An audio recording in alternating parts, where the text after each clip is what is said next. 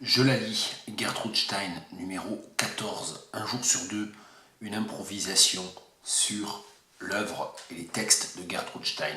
Et aujourd'hui, je vais juste glisser une toute petite allusion, je vais juste faire une première allusion ou une première intervention à partir d'un texte que je viens de découvrir de Gertrude Stein, qui est un texte des années 20, qui se trouve repris dans un volume dont je vous ai déjà parlé, le premier tome de l'anthologie des écrits de Gertrude Stein publié par la Library of America. Et ce texte s'appelle Patriarchal Poetry. Patriarchal Poetry, qu'on pourrait traduire en français par poésie patriarcale ou poésie du patriarcat, c'est très important d'en parler. Il va falloir qu'à un moment donné, j'ai le temps, là pour l'instant je ne l'ai pas, mais que j'ai le temps de vraiment me replonger dans ce texte et de vous proposer une lecture plus structurée de ce qu'il y aurait à dire de ce texte. Mais la raison pour laquelle je veux déjà en parler aujourd'hui, c'est que je lis et je relis et j'explore l'œuvre de Gertrude Stein dans le contexte du projet Je la lis, qui donc cherche à mettre en avant des écrivaines, des autrices. Et du coup, le fait que Gertrude Stein ait écrit il y a déjà bientôt un siècle un texte qui s'appelle Patriarchal Poetry va nous inviter à un moment donné à nous confronter à cette question de Gertrude Stein en tant qu'écrivaine, en tant qu'autrice. Je n'ai pas encore abordé cet aspect-là, c'est-à-dire entre le fait qu'elle est peut-être l'écrivaine lesbienne la plus connue de la première moitié du XXe siècle, le fait qu'il y a des thématiques qui sont des thématiques clairement féministes dans son œuvre, mais qu'en même temps, tout le côté extrêmement expérimental de ces textes tend à effacer l'idéologie, tend à effacer le caractère argumentatif.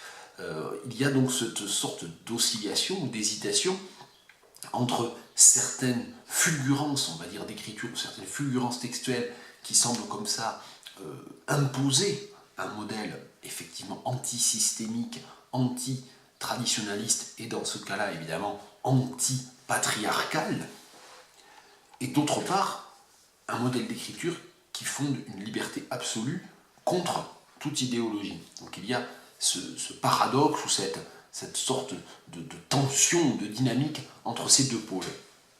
Je vais lire un extrait, c'est à peu près impossible, comme toujours avec les longs textes un peu torrentiels, un peu suivis de Gertrude Stein.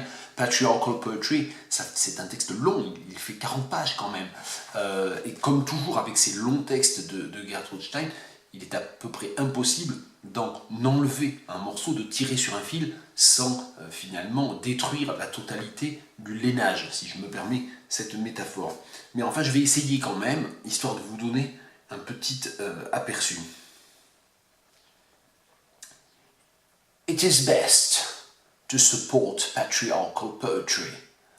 Alan Will, Patriarchal Poetry. Patriarchal poetry makes it incumbent to know on what day races will take place, and where otherwise there would be much inconvenience everywhere.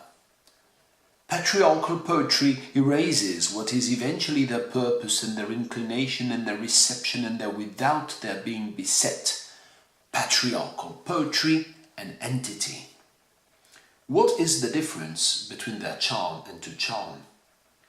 Patriarchal poetry in negligence.